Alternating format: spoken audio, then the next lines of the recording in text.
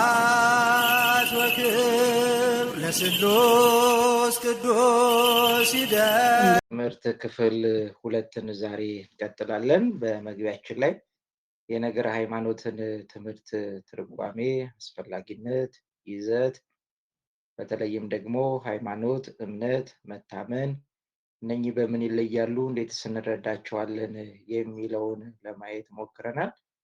ባለፈው ሳምንት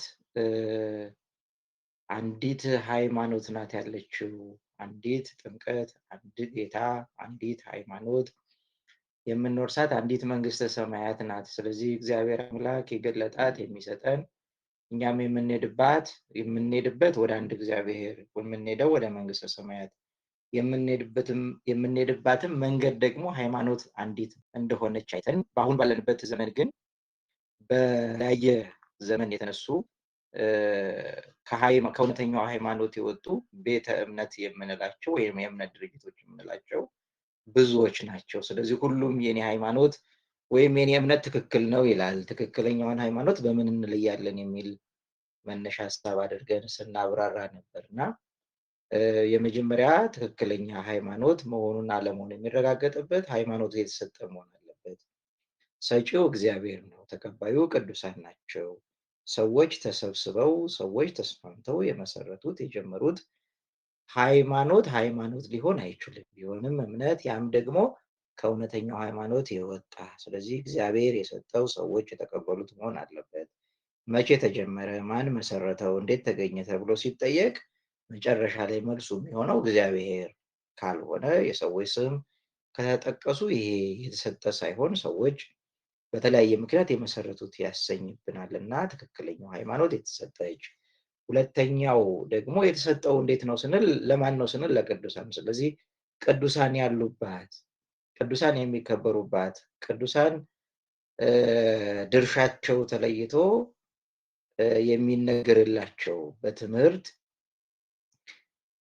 ነገረ ቅዱሳን ብለን የምናስተምርበት፣ በረከተ ቅዱሳን የቅዱሳን ምልጃ አምነን የምንቀበልበት ካለ ቅዱሳን መላእክት፣ ከአሁን በፊት ያሉ ቅዱሳን ነቢያት፣ ሐዋርያት፣ ጻድቃን፣ ሰማዕታት፣ ሊቃውንት በአጠቃላይ ይዛ የነሱን በረከት በማግኘት ከነሱ ጋር አንድ ላይ የምትሰራዋን ያቺን ሃይማኖት እውነተኛ ሃይማኖት መሆኗን የምናረጋግጥበት አንዱ መንገድ ነው። ሌላኛው የማትለወጥ መሆኗን ነው።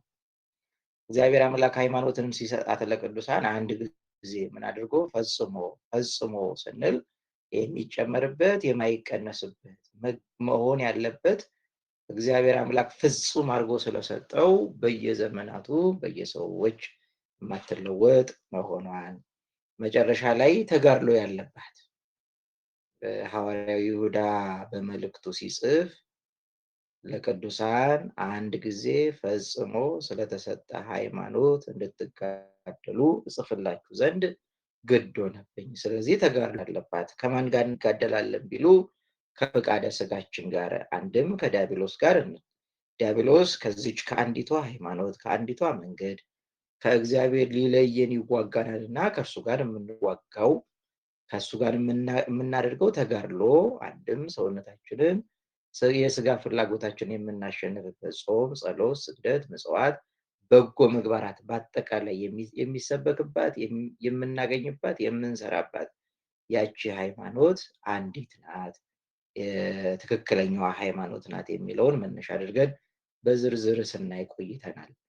ታዲያ በተለያየ ዘመን የተነሱ ሰዎች ጥንቃቄ ሳያደርጉ ቀርተው ከዚች እውነተኛ ከሆነች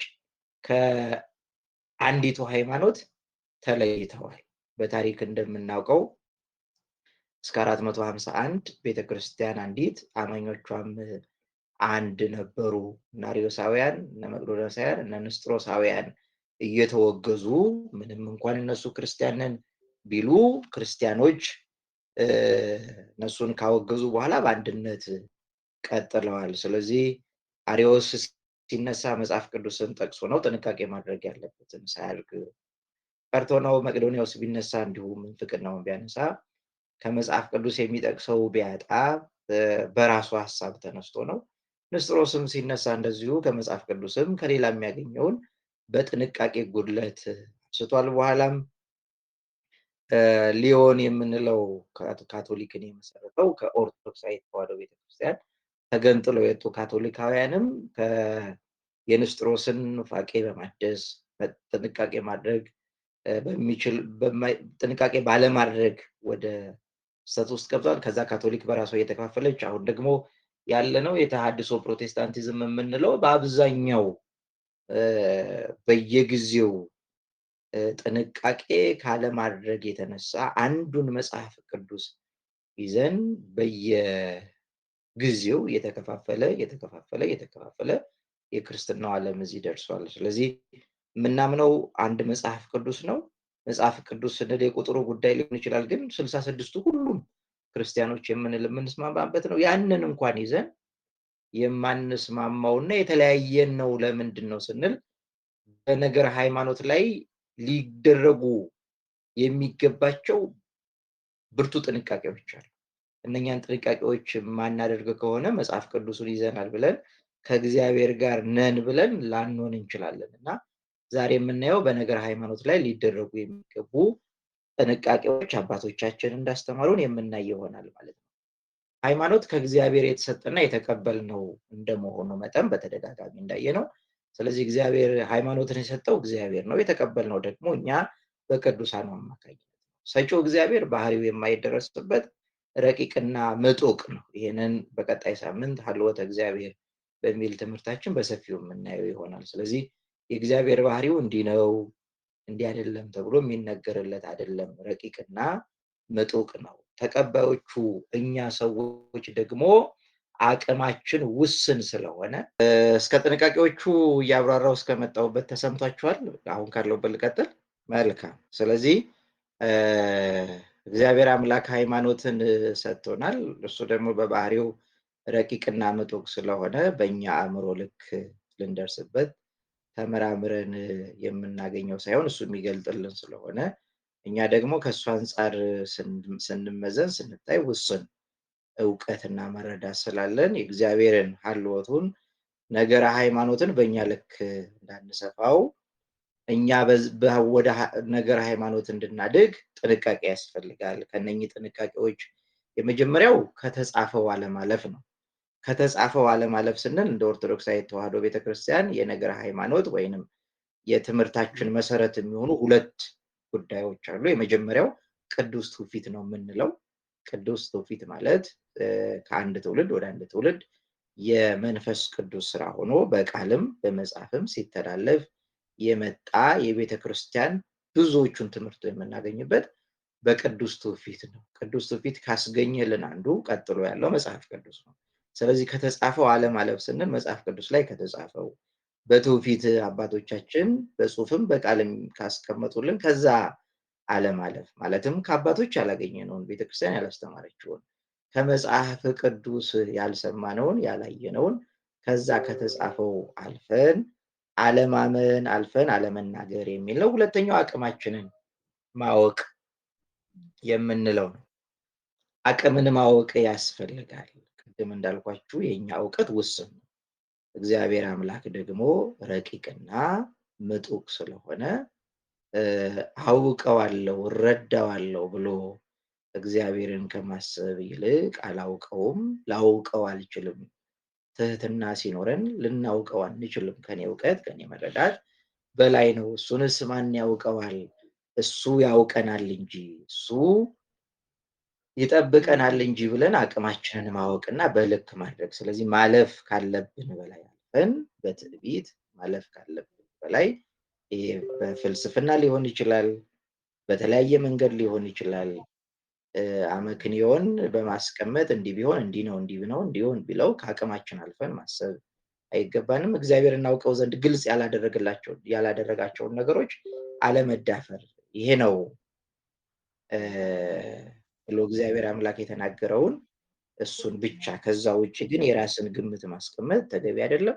አንድ ጥቅስ ላይ ብቻ ለመንጠልጠል ሌላኛው ጥንቃቄ የምናደርገው። ስለዚህ ቅድም የዘረዘርኳቸው በተለያየ ዘመን የተነሱ መናፍቃን ከቤተክርስቲያን የወጡበት አሁንም ያሉ ደግሞ ወገኖቻችን በተለያየ መንገድ መጽሐፍ ቅዱስን አንብበናል፣ እናውቃለን፣ ተረድተናል፣ ክርስቶስን ይዘናል እያሉ ከቤተክርስቲያን ከአንዲቱ ሃይማኖት ውጭ ወጥተው በተለያየ መንገድ ሲወድቁ የምናገኛቸው እነኝህን ጥንቃቄዎች ባለማድረግ ነው እና እነኝህን አንድ በአንድ ለማየት እንሞክራለን። አንደኛ ቆሮንቶስ ምዕራፍ 4 ቁጥር 6 ላይ ከተጻፈው አትለፍ፣ ከተጻፈው አለማለፍ ጠንካራ መንፈሳዊ ወይንም ሃይማኖታዊ መማሪያ ከተጻፈው ከቤተ ክርስቲያን ማለትም ከቅዱስ ትውፊት ከመጽሐፍ ቅዱስ ከሊቃውንት ትርጓሜ ካገኘነው ውጪ ከዛ አልፎ መናገር ከዛ አልፎ ማመን ተገቢ አይደለም እና መጽሐፍ ቅዱስ ላይ የተቀመጠልንን እሱን ብቻና ብቻ ማመን። ስለዚህ ያልተጻፈ መመርመር፣ በመጽሐፍ ቅዱስ ግልጽ ያልተጻፈን ወይም ያልተነገረን ነገር ሃይማኖት እመረምራለሁ ማለት ታላቅ ስህተት ነው። ከዚያም በላይ እግዚአብሔርን መዳፈር ነው። እግዚአብሔር አምላክ ለኛ ለልጆቹ እሱም በማወቅ ከሱ የቅድስናው ባህሪ ተካፋዮች ሆነን እንጠቀም ዘንድ የሚበቃንን ባለፈው ተደጋጋሚ እንደነገርነው እግዚአብሔር አምላክ ከፍቅሩ የተነሳ ይገለጥልናል። ሲገለጥልን ደግሞ ለኛ በሚመጥን መልኩ ለኛ በሚጠቅም መልኩ ስለሆነ ከዚህ አልፎ እግዚአብሔር ራሱን ባልገለጠበት መንገድ ባልተናገረበት መንገድ እረዳዋለሁ መራመራለሁ ማለት በእግዚአብሔር ላይ እግዚአብሔርን መዳፈር ነው። ከተጻፈውም ቢሆን በመጽሐፍ ቅዱስ ያለው ሁሉንም ነገር አውቃለሁ ወይም ማወቅና መመርመር አለብኝ የሚል መንፈስ ሊኖር አይገባም። ለዚህ አብነት የምናደርገው ሊቀ ነቢያት ሙሴ ወደ እግዚአብሔር ተራራ ሄዶ ከእግዚአብሔር ጋር ብዙ ቃላትን የተነጋገረ እግዚአብሔር አምላክ ብዙ ነገርን በልቡ ሰሌዳ ላይ እየጻፈለትን ከአብራራ ከተናገረ በኋላ ግን ሚስጥሩ ግን ለአምላካችን ለእግዚአብሔር ነው። ሚስጥሩ ግን ለአምላካችን ለእግዚአብሔር ነው። እኔ ከምናገረው እኔ ከማስረዳውም በላይ ነው። ስለዚህ ሚስጥር ብዬ ልግለጥላችሁ እንጂ እንዲህ ነው ብዬ ላብራራው አልችልም። ከኔ መረዳት ከኔ ማብራራት በላይ ነው የሚል ነው። ስለዚህ እኔ ብዙ አንዳንድ አስተምሮቶችን ስናይ በቃ መጽሐፍ ቅዱስ ላይ ጭራሽ አይተነውም ሰምተነውም የማናውቃቸውን ትምህርቶች በማንሳት በተለይም ደግሞ በጣም የሚያሳዝነው መጽሐፍ ቅዱስ ብቻ የሚሉ ወገኖቻችን መጽሐፍ ቅዱስ ብቻ ይላሉ፣ ግን መጽሐፍ ቅዱስ ብቻ የሚለው ዞረው የሚስቱና ከመጽሐፍ ያላገኙትን እናስተምራለን እናምናለን የሚሉ ብዙ ወገኖቻችን አሉ። ስለዚህ ከመጽሐፍ ከማን ተማርከው ከየት አነበብከው ማንስ ነገሩህ የሚለው በብዙ ጊዜ በቤተክርስቲያን የሚጠየቅ ነው። ስለዚህ መጽሐፍ ቅዱስን ይዘን ከተጻፈው ቅዱስ ትውፊትን ይዘን ከተጻፈው አለማለፍ አንዱ ጥንቃቄ ነው። ሁለተኛው አቅማችንን ማወቅ ነው። አቅማችን ስንል በትህትና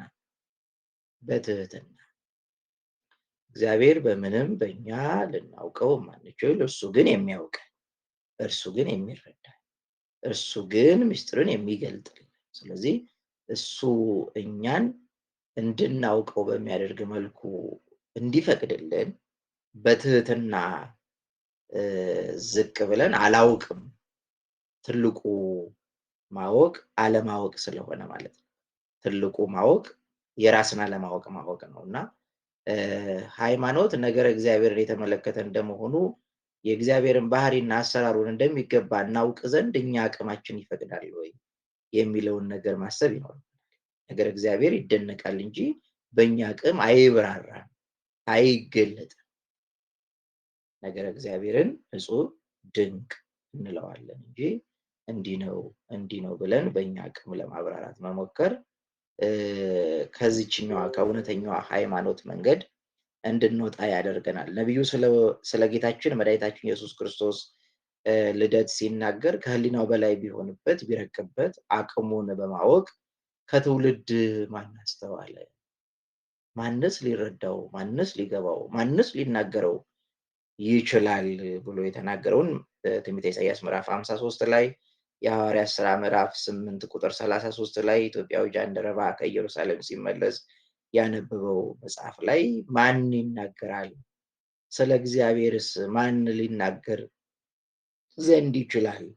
የእግዚአብሔር ነገሩ እንዲህ ነው ተብሎ ሊነገር አይችልም፣ ከሰው አቅም መረዳት በላይ ነው ብለን ነገር እግዚአብሔርን እናደንቃለን እንጂ ከዛ በላይ ባለፈ በስጋዊና በደማዊ እውቀት ተመርተን እንዲህ ነው የሚለውን በተለይም ደግሞ በእኛ እውቀት ልክ እግዚአብሔርን ለመግለጥ መሞከር ከእውነተኛው ሃይማኖት ውጪ ያስቀራል። መልአኩ ቅዱስ ገብርኤል እመቤታችን ቅድስት ድንግል ማርያምን ሊያበስራት በመጣ ጊዜ እመቤታችን ቅድስት ድንግል ማርያም የምትጠይቀው ጥያቄ በግብረ መንፈስ ቅዱስ የሚፈጸም ማለትም በረቂቅ በሆነው በእግዚአብሔር ድንቅ ጥበብ የሚገለጥ መሆኑን ስትጠይቀው ሊመልስ የሚችለው መንፈስ ቅዱስ በአንቺ ላይ ይመጣል፣ የልዑል ኃይልም ይጸልልሻል አለ እንጂ እንዴት እንደሚጸነስ ሀተታና ማብራሪያ አልሰጠም። ይህ ምስጢር ከራሱ ከመልአኩም አቅም በላይ ነው። የሚያውቀው አንድ መንፈስ ቅዱስ ነው እና ጌታችን መድኃኒታችን ኢየሱስ ክርስቶስ ከድንግል ማርያም ከስጋዋ ስጋ ከነፍሷ ነፍስ። ስለዚህ ቅዱስ ገብርኤል በግብረ መንፈስ ቅዱስ መሆኑን ገለጠ እንጂ ከዛ አልፎ እንዲህ ነው ብሎ ለማብራራት አልሄደም። እንዲሁም መልአኩ ከእርሷ የሚወለደው በመንፈስ ቅዱስ ነውና ለአረጋዊ ለዮሴፍ ሲነግረው እርሷ የተጸነሰው በመንፈስ ነውና በዚህ ልክ ጥንቃቄ ልናደርግ ያስፈልጋል ማለት ነው።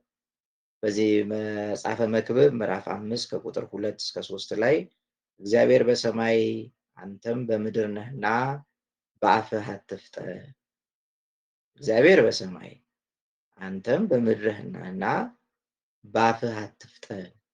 በእግዚአብሔር ፊት ቃልን ይናገር ዘንድ ልብህ አይቸኩል። ስለዚህም ቃልህ ጥቂት ትሁን።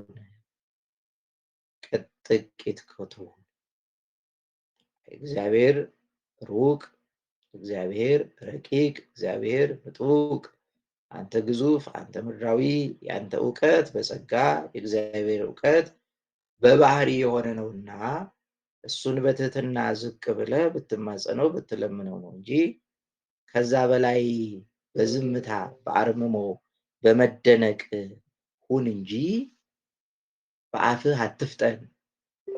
በእግዚአብሔር ፊት ቃልን ይናገር ዘንድ ልብህ አይቸኩል። ስለዚህም ቃልህ ጥቂት ይሁን። ስለዚህ አይነገርም ይደነቃል እንጂ የምንለው ከዚህ የተነሳ ነው። አሁንም መጽሐፈ መክብብ ምዕራፍ 5 ቁጥር 6 ላይ ስጋህን በኃጢአት እንዳያስተው ለአፍህ አርነት አትስጥ። ስለዚህ በትሁት ስብዕና ሆነን ልንማጸን ይገባል ማለት ነው። በኦርቶዶክሳዊ ተዋሕዶ ቤተክርስቲያን በተለይ በእኛ በኢትዮጵያ ነገረ መለኮትን ሲገልጹት አበው ተማህሎላዊ ነገረ መለኮት፣ ተማህሎላዊ ተማሃለ ማለት ለመነ ማለት ነው። የተማጽኖ እግዚአብሔር አምላክን ራስን ግለጥልኝ፣ እንዳውቅህ አግዘኝ፣ አለማመኔን እርዳው ብለን የምንማጸነው የምንጸልየው ትልቁ ነገረ እግዚአብሔርን የምናውቅበት መንገድ አንዱ ጸሎት ነው። አንድ ሰው የነገረ መለኮት ሊቅ ወይንም ቴዎሎጂያን የምንለው የሚጸልይ ነው የሚባለው ለዚህ ስለዚህ አቅምን ማወቅ አንዱ መንገድ ነው ማለት ነው። አቅምን ማወቅ ከተጻፈው አለማለፍ እነኚህ በደንብ ተረድተን ምን ልንኖርባቸው የሚገባው ሁለቱ ናቸው። ሶስተኛው እግዚአብሔር እናውቀው ዘንድ ግልጽ ያላደረገላቸውን ነገር አለመዳፈር። እግዚአብሔር እናውቀው ዘንድ ግልጽ ያላደረጋቸውን ነገሮች አለመዳፈርና በራስ ተመርተን የራስን ብያኔ አለመስጠት ማለት ነው። በመጽሐፍ ቅዱስ ውስጥ ለመዳን አስፈላጊና ወሳኝ የሆኑ ነገሮች በግልጽና በማያሻማ ሁኔታ ተገልጸዋል። ስለዚህ ሰው በትህትና ሆኖ መጽሐፍ ቅዱስን ቢያነብ ለመዳን የሚያስፈልጉ መሰረታዊ ነጥቦችን ማግኘት ይችላል። እግዚአብሔር አምላክም መጽሐፍ ቅዱስን የጻፈው ሰዎች በጌታችን በመድኃኒታችን በኢየሱስ ክርስቶስ አምነው ሕይወት ያገኙ ዘንድ ነው። በዚህ ብቻም አይደለም። ቅዱሳን በእግዚአብሔር አርአያና መልክ ምሳሌ በመልክ ተፈጥረው ወደ ምሳሌ የሚያድጉ ስለሆኑ የሚያድጉበትን እያንዳንዱን የቅድስና ማዕረግ ሲደርሱ የሚያውቋቸው እግዚአብሔር አምላክ የሚታወቀው ባለመታወቅ ስለሆነ ዕለት እያወቁት እየቀረቡት ስለሚሄዱ መጽሐፍ ቅዱስ የተጻፈው በጥቂቱ ለመዳን የሚያስፈልጉ ነገሮችን ሰው መረዳት እንዲችል ነው። ከዛም በላይ ደግሞ በመንፈሳዊ ሕይወት እየተራቀቁ እያደጉ እየሄዱ የሚረዷቸው ብዙ ነገሮች በውስጥ አሉ ማለት ነው። ስለዚህ አንዴ በእኛ አቅም በእኛ የክርስትና ደረጃ እድገት ክርስትና በወጣኒነት ማዕከላዊነት በፍጹምነት ደረጃ የሚለካ ስለሆነ ስለዚህ የኛን ልክ በማወቅና እኛ ያልተረዳነውን ነገር እኔ ባልረዳው እኔ ባልደርስበት ነው እንጂ ከኔ የበለጡ ከኔ በፊት የነበሩ አባቶች ሊያውቁት የተረዱት ይሆናል። ስለዚህ እነሱ ወዳወቁበት ማወቅ ለማደግ መበርታት እነሱን በመማፀን ወደ እግዚአብሔር ማወቅ መሄድ ነው እንጂ ከዛ በላይ እግዚአብሔር አምላክ አንዳንዴ በክርስትና ደረጃችን መጠን ማወቅ ያለብንን ብቻ እንድናውቅ የገደባቸውን ከዛ አልፎ ለማወቅ አለመዳፈር ስንል የግል ብያኔን አለመስጠት የሚል ነው። ስለዚህ መጽሐፍ ቅዱስ የተጻፈው ማወቅ የሚገባ መሰረታዊ ነገሮች አውቀንና አምነን ሕይወትን ለማግኘት እንድንችል ወደ ድህነት ለማምራት ነው። ዮሐንስ ወንጌል ምዕራፍ 20 ከቁጥር 30 እስከ 31 ላይ ኢየሱስ በዚህ መጽሐፍ ያልተጻፈ ሌላ ብዙ ምልክት በደቀ መዛሙርቱ ፊት አደረገ። ነገር ግን ኢየሱስ እርሱ ክርስቶስ የእግዚአብሔር ልጅ እንደሆነ ታምኑ ዘንድ አምናችሁም በስሙ ሕይወት ይሆንላችሁ ዘንድ ይህ ተጽፏል።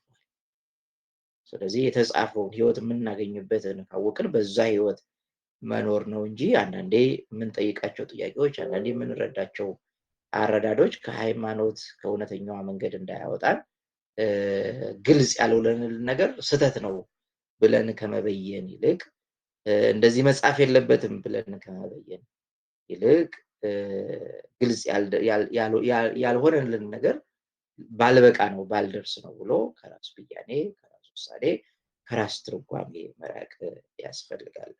አንድ ወጣኒ ክርስቲያን ገላትያ ምዕራፍ 2 ቁጥር 20 ላይ ያለውን የመጽሐፍ ቅዱስ ክፍል ተነበበለትና ብርሃነ ዓለም ቅዱስ ጳውሎስ ከኢየሱስ ክርስቶስ ጋር ተሰቅያለሁ፣ እኔ ካሁን በኋላ ሕያው ሆኜ አልኖርም ክርስቶስ በእኔ ይኖራል የሚለውን ጥቅስ ሰምቶ እስቲ ተርጉመው ምን ማለት ነው? ከፍ ብለውም አስነበበ፣ ዝቅ ብሎም አስነበበ፣ ከክርስቶስ ጋር ተሰቅያለሁ። ብርሃነ ቅዱስ ጳውሎስ ከክርስቶስ ጋር ለመሰቀሉን በደንብ የሚያውቅ ስለነበረ እንዴት እንዲህ ይላል? ስለዚህ ብርሃነ ቅዱስ ጳውሎስ ወይንም ጳውሎስ ገና ዛሬ ሳተ።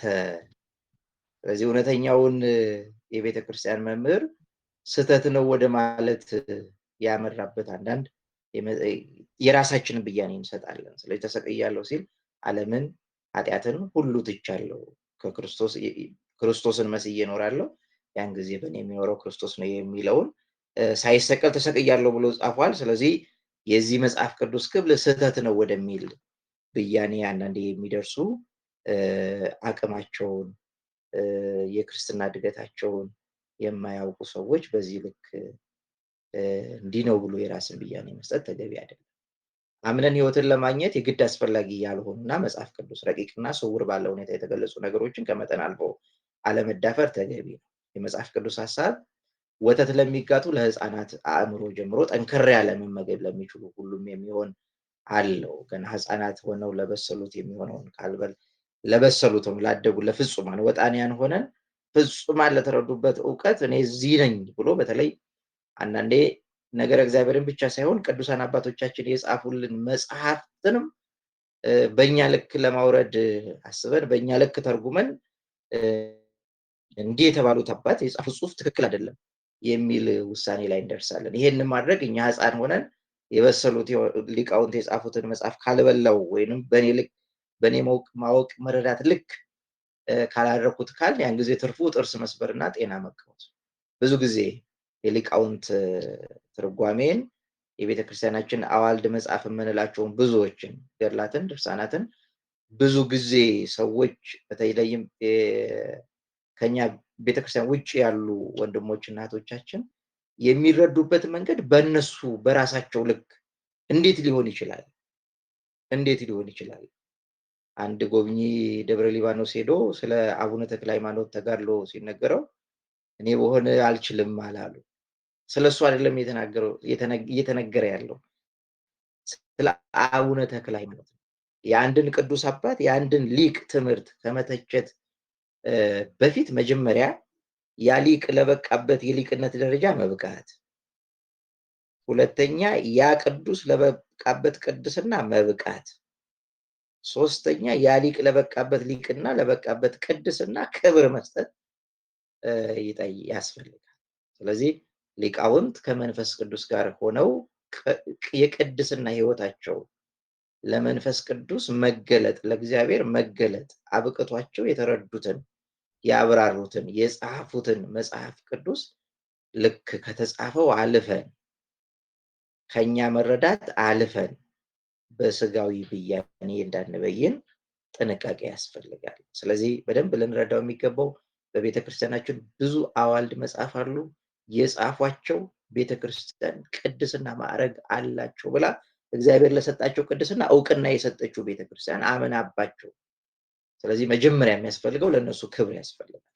እነሱ የጻፉትን መጽሐፍ ለመረዳት ቅድም እንዳልኳችሁ ለበቁበት ሊቅነት ለበቁበት ቅድስና ወይም ደግሞ ለበቁበት ሊቅና ቅድስና ክብር የሚኖረን ከሆነ ለነሱ ክብር የሚኖረን ከሆነ ሊቁ ቅዱስ ዮሐንስ አፈወርቅ የብርሃነ ዓለም ቅዱስ ጳውሎስ መልእክታትን ሙሉን አብዛኛውን ተርጉሟልና ሲተረጉም ምን ጊዜም እግዚአብሔርን የሚለምነው እግዚአብሔር ሆይ ቅዱስ ጳውሎስን ላክልኝና የጻፈውን መልእክት ትርጓሜውን ያብራራልኝ፣ ትርጓሜውን ይግለጥልኝ። በታሪክም የቅዱስ ዮሐንስ አፈወርቅ የቅዱስ ጳውሎስን መልእክታት በተረጎመበት ምናልባት ውዳሴ ጳውሎስ የሚል መጽሐፍ ገብረ እግዚአብሔር ኪደ የተረጎመው መጽሐፍ ላይ በሰፊው የተብራራ ነው።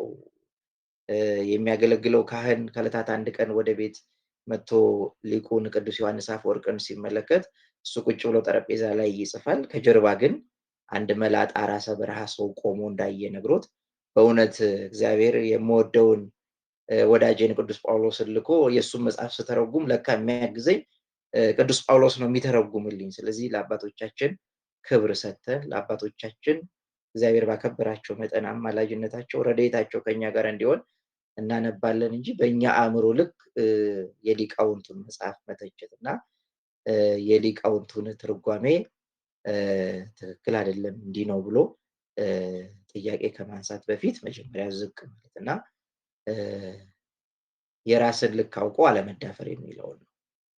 ዕብራውያን ምዕራፍ 5 ቁጥር 12 እስከ 14 ላይ ትምህርት በደረጃ እንዳለ ከህፃንነት ጀምሮ እስከ ትልቅነት ድረስ እንዳለ ያንን ደግሞ በጥንቃቄ ማድረግ እንዳለብን ሲናገር ከጊዜው የተነሳ አስተማሪዎች ልትሆኑ ሲገባችሁ አንድ ሰው ስለ እግዚአብሔር ቃላት መጀመሪያ ያለውን የህፃንነት ትምህርት እንዲያስተምራችሁ እንደገና ያስፈልጋችኋልና። አንዳንድ በቤተክርስቲያን በጣም ብዙ ጊዜ ቆይተናል።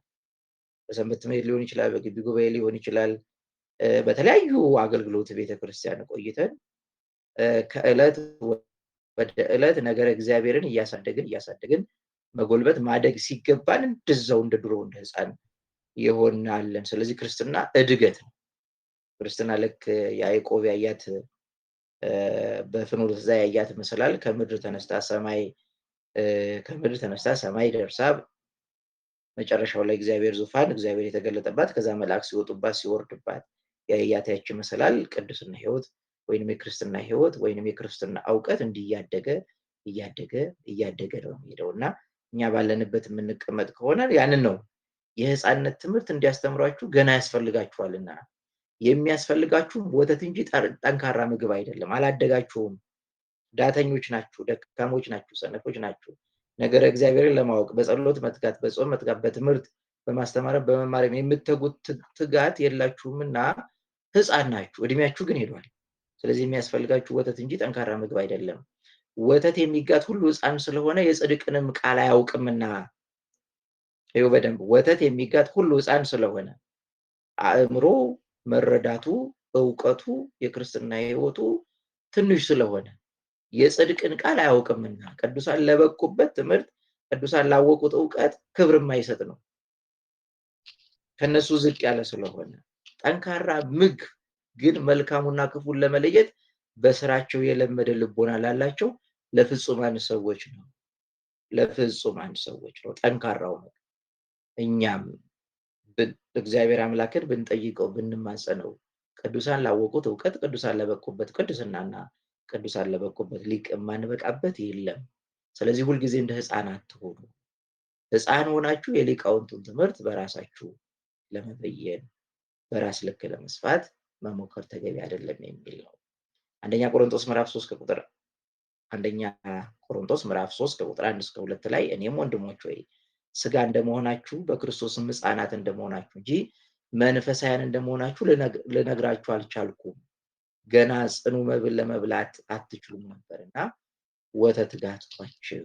ስለዚህ ማወቅ ባለብን ደረጃ አውቀን ያላወቅነውን ከመበየን ከመዳፈርና ከትምህርቱ ከእግዚአብሔር ተገለጠው ውጭ እንዳንወጣ ጥንቃቄ ያስፈልጋል።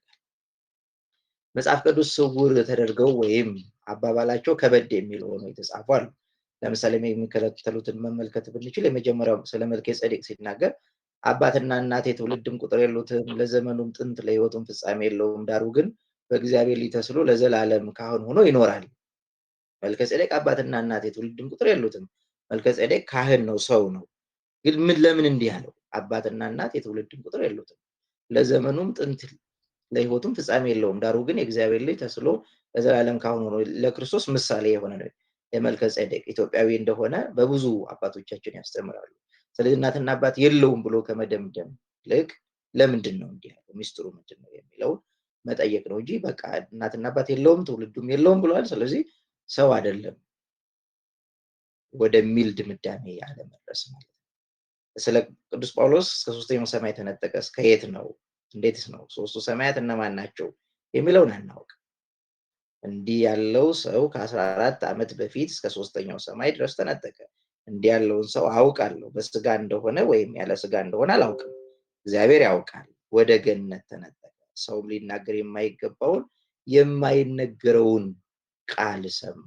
ይሄን አሁን እንዲህ ነው ብለን በራሳችን እግዚአብሔር አምላክ እንዲህ ነው ብርሃነ ለቅዱስ ጳውሎስ ሶስተኛው ሰማይ ይሄንኛው ነው የሰማው እንዲህ ነው ብሎ ባልተብራራበት የእኛን ማብራሪያ ማከል። አራተኛው አንድ ጥቅስ ላይ አለመንጠልጠል። ይህንን በቤተክርስቲያን ወይንም በአባባል ደረጃ አንዱን ጥሎ አንዱን አንጠልጥሎ አይሆን። የተመቸንን ብቻ መርጠን ያልተመቸንን እየተውን የምንኖረው ህይወት ከእውነተኛው ሃይማኖት ውጭ ያደርገናል። መጽሐፍ ቅዱስ አንድ ጥቅስ ብቻ አይደለም፣ ጥቂት ጥቅሶችን ብቻ አይደለም፣ ሰፊ ይዘት ያለው ብዙ ትምህርት ያለው በብዙ መንገድ የተገለጠ በብዙ ህብረ አምሳል ያለ ነውና ያንን መረዳት ያስፈልጋል። እጅግ በጣም ብዙ የሆኑ ጥቅሶችና ሐሳቦችን የያዘ ታላቅ መጽሐፍ ነው። ሁሉም ጥቅሶች መጽሐፍት የያዙት ሐሳብ እርስ በርሱ የሚስማማና ወጥ ነው።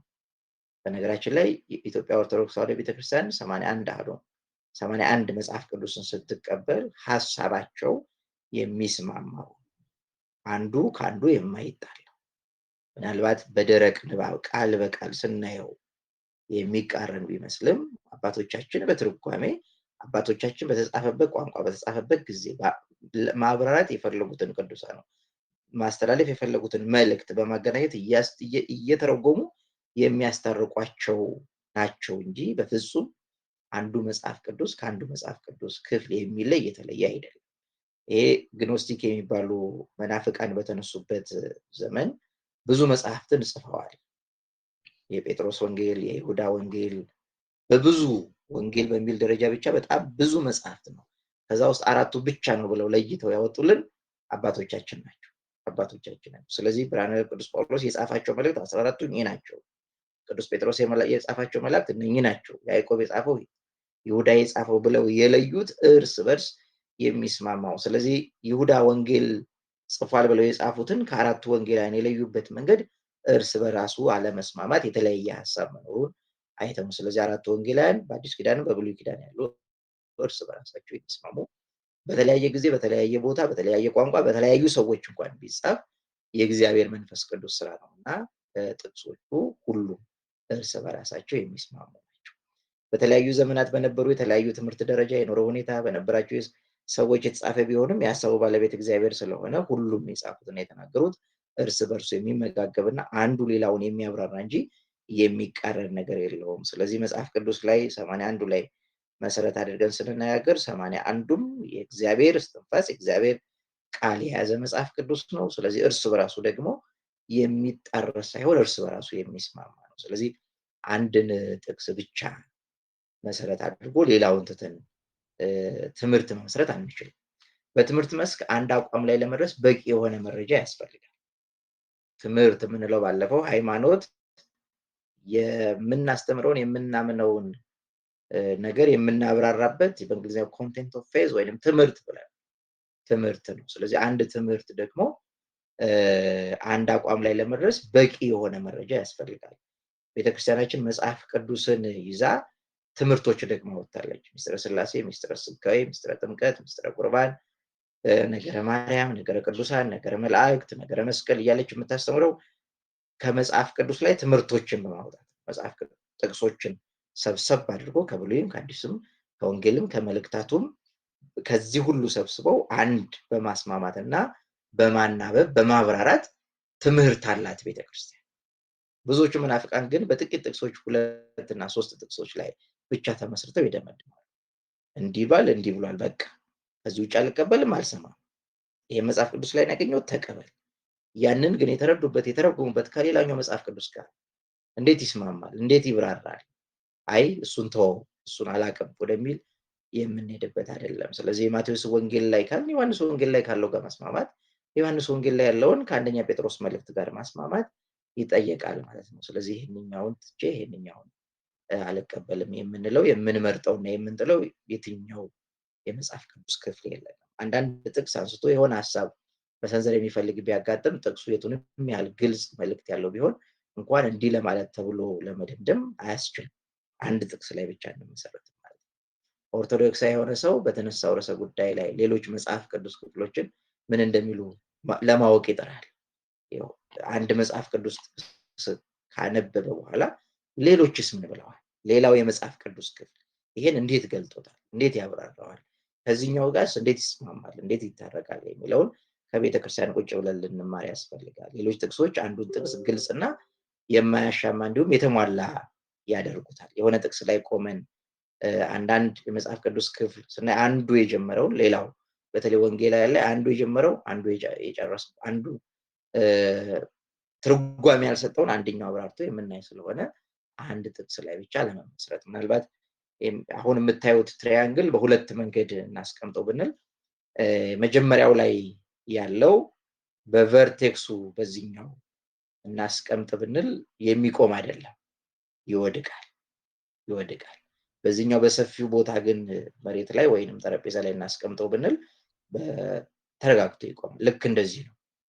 አንዲት ጥቅስ ላይ ብቻ የምንንጠለጠል ከሆነ ሌሎቹን ከላይ ያሉትን ይሄንኛው የመጽሐፍ ቅዱስ ክፍል የማናይ ከሆነ እንወድቃለን ማለት ከእውነተኛው ሃይማኖት እንወጣለን። ስለዚህ አንድ ጥቅስ ይዘን ግን ከዛች ጥቅስ በብዙ ጥቅስ ለማስታረቅ ለማብራራት የምንሞክር ከሆነ የምንቆምና በሃይማኖታችን የምንጸና ይሆናል ማለት ነው።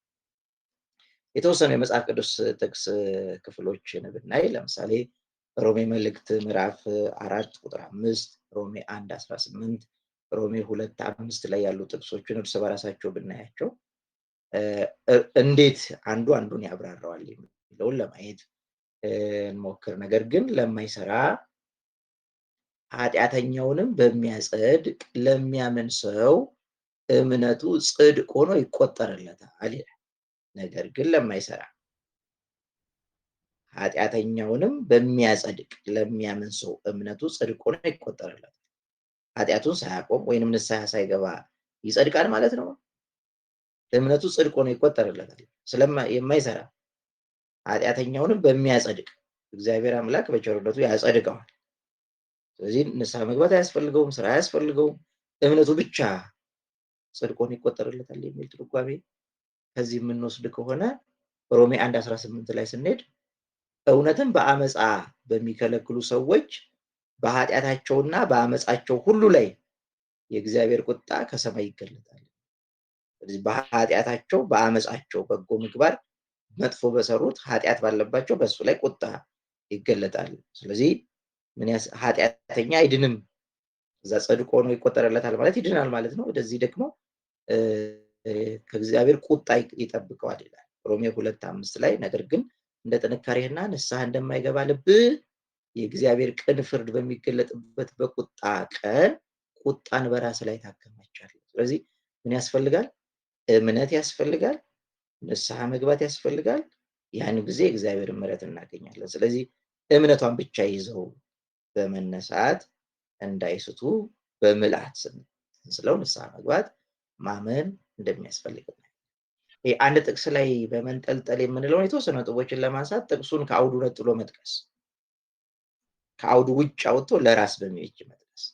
ምናልባት የጸጋ ብቻ ወይንም ስራ አያስፈልግም፣ በጸጋው ድነናል፣ እግዚአብሔር አምላክ ጌታችን መድኃኒታችን ኢየሱስ ክርስቶስ የእኛን ኃጢአት ከፍሎልናል። ስለዚህ አሁን ጸድቀን ነው እንጂ ስራ የምንሰራው ለመስራት ስራ አንሰራም፣ የምንሰራው ከኛ ስራ ሳይሆን በኢየሱስ ክርስቶስ ነው የሚለውን ከአውዱ ውጭ በመጥቀስ ኤፌሶን ምዕራፍ 2 ቁጥር 8-9 ላይ ጸጋው በእምነት አድኗችኋልና ይህም የእግዚአብሔር ስጦታ ነው እንጂ ከእናንተ አይደለም፣ ማንም እንዳይመካ ከስራ አይደለም። ስለዚህ ለጽድቅ ለመዳን ስራ አያስፈልግም የሚለውን ጥቅስ ይጠቅሱ ይህን ጥቅስ ይጠቅሳሉ። የዚህን አውድ ማየት ተገቢ ነው። በእምነት ትድናላችሁ አይደለም፣ መዳን በሶስት መንገድ በመቼ። ስለዚህ በኦርቶዶክስ ቤተክርስቲያን ነገረ ድነት ስንል ድነናል፣ እየዳንን ነው፣ እንድናለን። በጸጋው የተባለው በጸጋው በእምነት አድኗችኋል ነው የሚለው። ስለዚህ ቀድመን ሄዳን ነው የእግዚአብሔር ልጅነትን መልሰን አዳም ያጣትን ያገኘ ነው። ከአዳም መርገም ነፃ የወጣ ነው በእግዚአብሔር ጸጋ ነው። በነቢያትም አይደለም፣ በመላክም አይደለም፣ በምንም አይደለም። ይሄንን ነው አትመኩ፣ የእግዚአብሔር ጸጋን ያዳናችሁ። አሁን ግን እግዚአብሔር አምላክ መስርቶልን አስተምሮን አሳይቶን ስሩ ያለንን ማንሰራ ከሆነ አንድንም የምንሰራው ደግሞ በእግዚአብሔር ቸርነት ነው። አንዳንዴ በኋላ ላይ እመጣለሁ ብቻ የሚል የራስን ቃል መጨመር።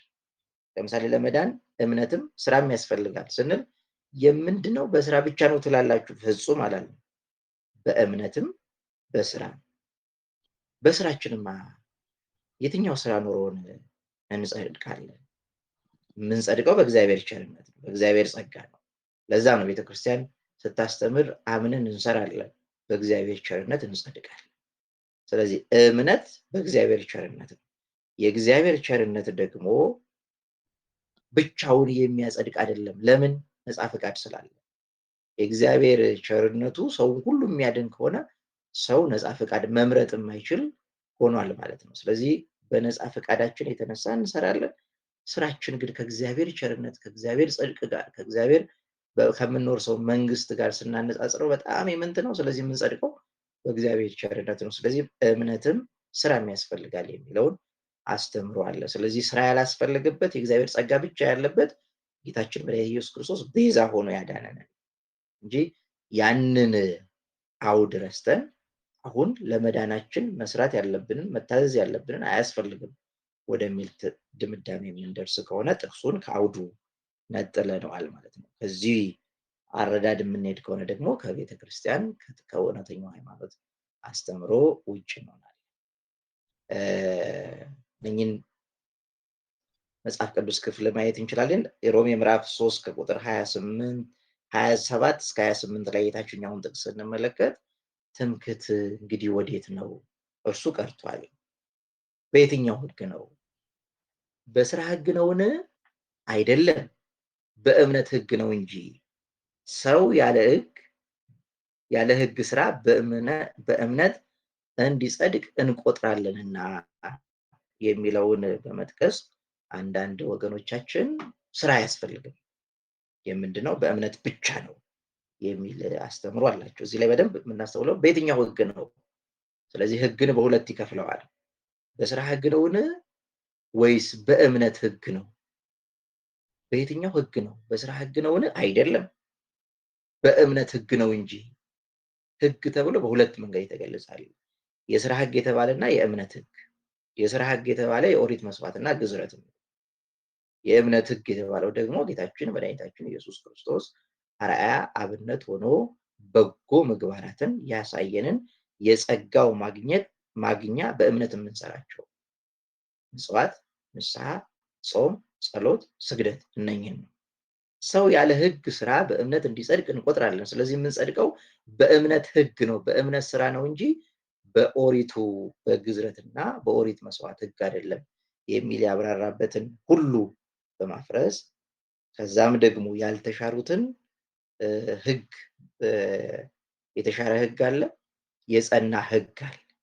ስለዚህ የጸኑትን ህግ በመተው የተሻረው ህግ በተነገረበት አውድ በመመስረት ያልተሻሩትን ሕግ አያስፈልጉም ወደሚል 10ቱ ትእዛዛት ለመዳን አያስፈልገኝም የሚል ትውልድ እስከ መፈጠር ድረስ የደረስንበት ነው። ሁለተኛው ጥቅሱን ከአጠቃላዩ መጽሐፍ ቅዱሳዊ ነገረ መለኮት ወይንም ቢብሊካል ቴዎሎጂ አንጻር መረዳት አለመቻል። ትክክለኛ ትምህርት መለኮት ጥቅሶችን በዘፈቀደ መደርደር አይደለም። የተደረደሩ ጥቅሶችን ከጥንት ከሐዋርያት ጀምሮ በመጣ አመክንዮ ተያይዘው ትርጉም የሚያስገኙበት ዘዴ አለ። ይህ ትውፊት ይባላል። ትውፊት የሌላቸው አብያተ ክርስቲያናት የሉም። ብዙዎቹ ትውፊት አላቸው። አንዳንዶች ናቸው ትውፊት የለንም በራሳቸው ትርጓሜ ላይ በራሳቸው መረዳት ላይ የራሳቸውን ሀሳብ ብቻ ለመቀበል የሚፈልጉ አንዳንድ ሰዎች ትውፊት ይባል ነገር የለም፣ ትውፊትን ወደ መካድ ይላሉ። ስለዚህ ቀድሞ የነበሩ አባቶቻችን እንዴት ተረዱት? ቀድሞ የነበሩ አባቶቻችን እንዴት ብለው አስተማሩት? እንዴት ብለው ተረጎሙት? የሚለውን የመጽሐፍ ቅዱሳዊ የሆነ ነገረ መለኮት አረዳድን ከቤተ ክርስቲያን መረዳት ያስፈልጋል እንጂ ከዛ ነጥሎ የራስ ላይ ብቻ መመርኮዝ ተገቢ አይደለም። the whole is greater than the sum of its constituents ከአጠቃላዩ ይልቅ ድምሩ፣ ጠቅለል አድርገን ከምንገልጸው ይልቅ ዝርዝሩ ማለት ነው። አጠቃላዩ ምስል ምስሉን ከገነቡት ቅንጣቶች ድምር ይበልጣል።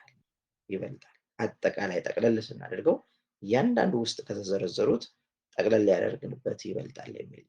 ሶስተኛው ከጥቅሱ ንባብ ይልቅ የራስን ትርጓሜ አስበልጦ ማቅረብ።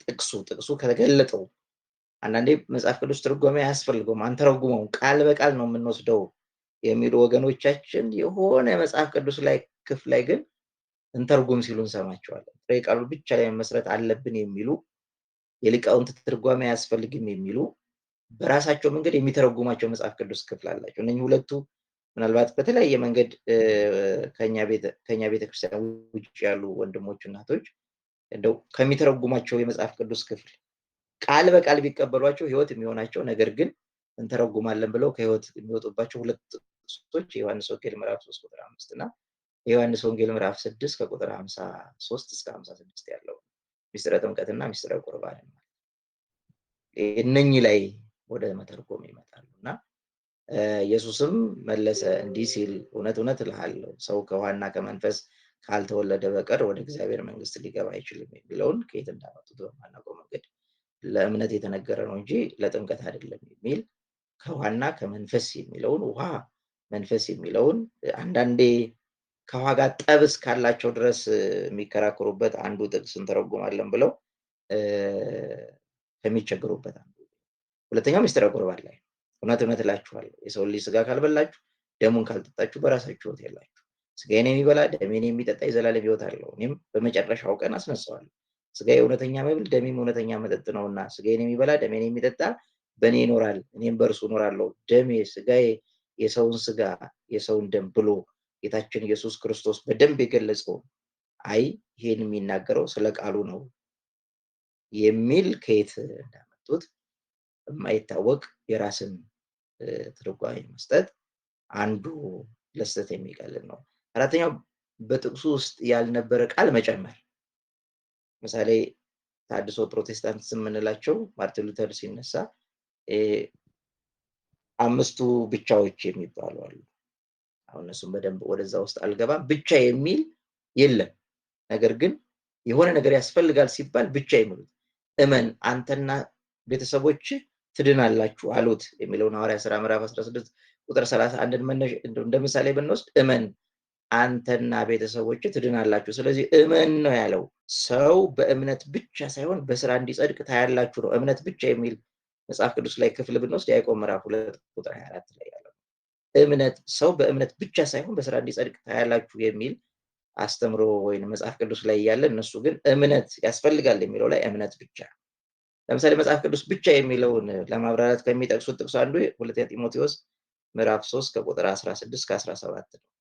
የእግዚአብሔር ሰው ፍጹምና ለበጎ ስራ ሁሉ የተዘጋጀ ይሆን ዘንድ የእግዚአብሔር መንፈስ ያለበት መጽሐፍ ሁሉ ለትምህርትና ለተግሳጽ ልብንም ለማቅናት ጽድቅንም ላለው ምክር ደግሞ ይጠቅማል። መጽሐፍ ቅዱስ ብቻ ግን አይደለም። ለመዳን እምነት ያስፈልጋል፣ እምነት ብቻ ግን የሚል የለም።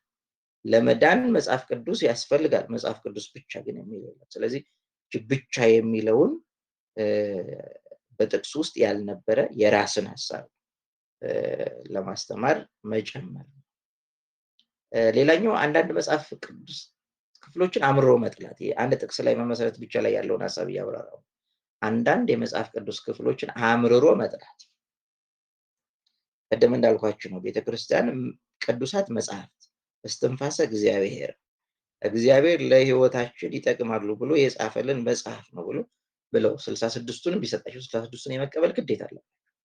72ቱን 72 81 ከሆነ 81ዱን ሙሉ መቀበል ነው እንጂ አይ ይሄድኛው እንኳን ተውት የሚል ነው። ማርቲን ሉተር የያዕቆብ መልእክትን በተደጋጋሚ እሱ እምነት ብቻ የሚል ጸጋው ብቻ የሚል አስተምሮ ስላለው ስራ ያስፈልጋል ለመዳን ከስራ የተለየ እምነት የሞተ ነው የሚለውን ስላገኘበት የያዕቆብ መልእክትን ምንም ፍሬ የማይገኝበት ገለባ ነው እስከ ማለት በድፍረት የተናገሩ ከቤተ ክርስቲያን የወጡ ስውታን መምህራን ያሉበት ነውና ስለዚህ አንዳንድ መጽሐፍ አምርሮ መጥላት እኔ ባልረዳው ባላውቀው ነው እንጂ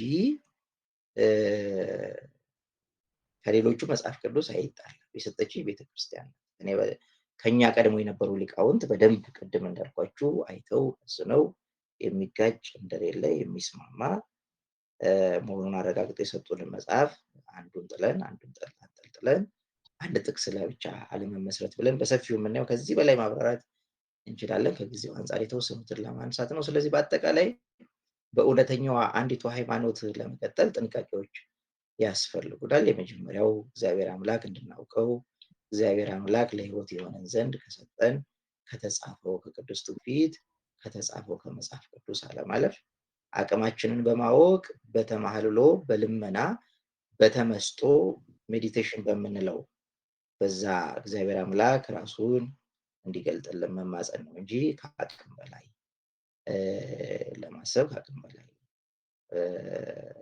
ትርጓሜ ሰጥቶ ከአቅም በላይ የሆነውን ነገር በእኛ አቅም ለመረዳት አለመሞከር፣ እግዚአብሔር እናውቀው ዘንድ ግልጽ ያላደረገላቸውን ነገሮች አለመዳፈር፣ አራተኛው አንድ ጥቅስ ላይ ብቻ አለመንጠልጠል። እነኚህ በእውነተኛዋ ቤተክርስቲያን እንድንጸና የሚያደርጉን ከብዙ በጥቂቱ የሚያስፈልጉ ጥንቃቄዎች ናቸው። የቆየን ለዛሬ ያልነው ይሄ ትምህርት ነው። ቀጣይ አለውት የእግዚአብሔር መኖር በሰፊው ይሆናል። ያስተማረን የመከረን የገሰጸን የቅዱሳን አባቶቻችን አምላክ ቅዱስ እግዚአብሔር ስሙ የተመሰገነ ይሁን። ይቆየን።